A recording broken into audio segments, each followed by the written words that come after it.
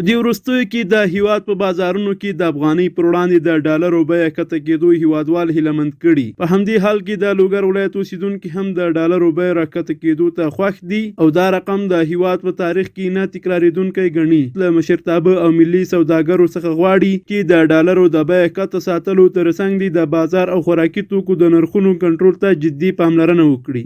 والا اگر نسبت به حال و اوضاع افغانستان سعی کنیم، هر فرد افغانستان ولو در 5 وقت نماز یک سجده شکر باید ادا کنه نسبت به این امنیت و به این نرخ‌های دلار و به این رقم اقتصاد که برابر کردن. ولی وای به حال تجارای ما، تجارای کلان ما تا بالا یعنی هیچ کدام اقدام از این ما ندیدیم که به خاطر ملت و غم ملت یک قدم برداشته باشه.